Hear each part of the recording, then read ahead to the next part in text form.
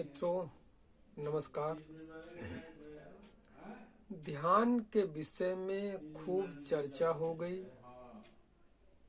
जितना बताना था उतना पर्याप्त अपने YouTube चैनल योगी अंतर्ध्यान अनिल कुमार तिवारी में पर्याप्त बता दिया गया है।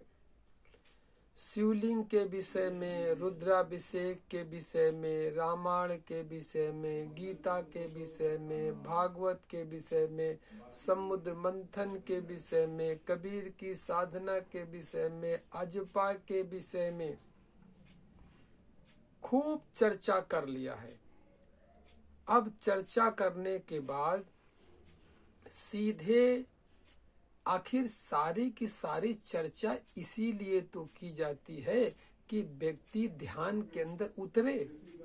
अब चर्चा हो गई, आपने सुन ली, सुन करके निकाल दिया दिमाग से।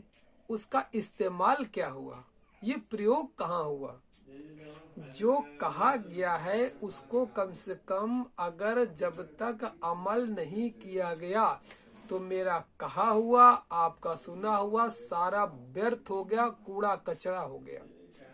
क्योंकि ज्ञान अगर जितना मस्तिष्क में आपके इकट्ठा रहेगा उतना मस्तिष्क आपका भारी रहेगा, मस्तिष्क में ज्ञान का बोझ बना रहेगा। ज्ञान कैसा भी हो, मैं ज्ञान को ये नहीं कहता कि बुरा ज्ञान मत रखो मस्तिष्क में, अच्छा ज्ञान मस्तिष्क में आपको स्टोर करके रखना चाहिए, कभी कदापि नहीं। जो कुछ मैंने कहा है, जो कुछ धर्म ग्रंथों में आपने सुना या पढ़ा है, सबको प्रयोगात्मक लाने के बाद मस्तिष्क से निकाल देना चाहिए।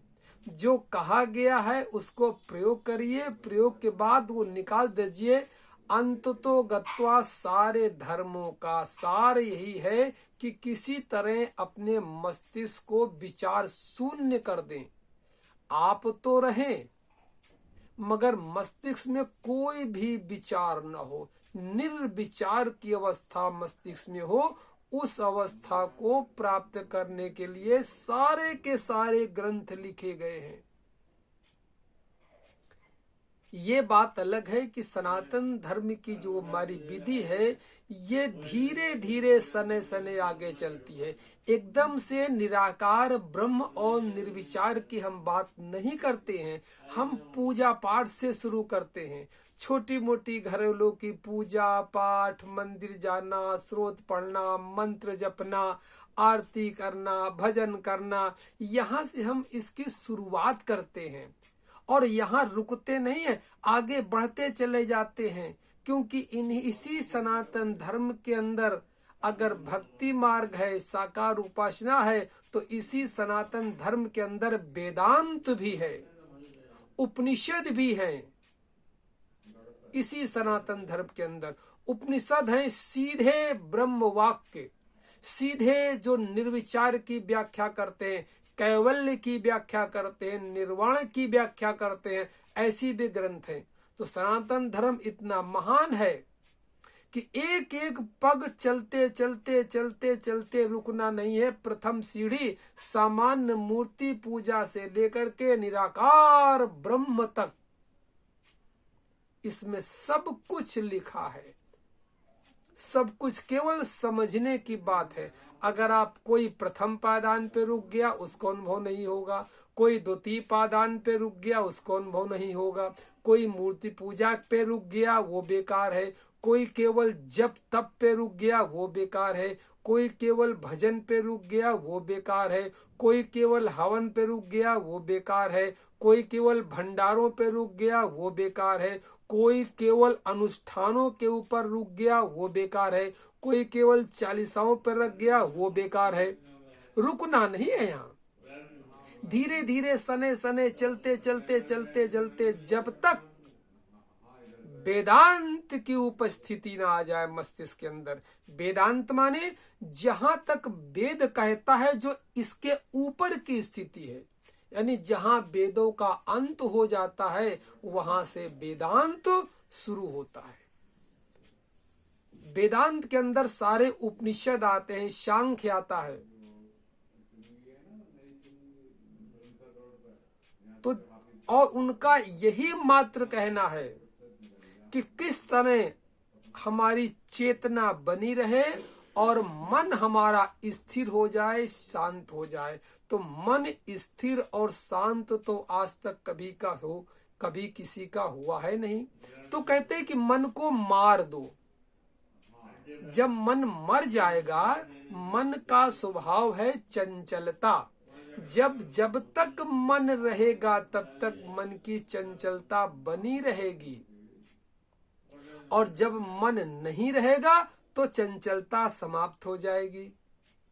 मस्तिष्क की एक ऐसी चेतना की एक ऐसी अवस्था हो जाए, जैसे कल्पना करिए कोई झील है, झील में आप एक कंकड़ फेंक दें और एक भी विचारों की तरंग झील में न उठे।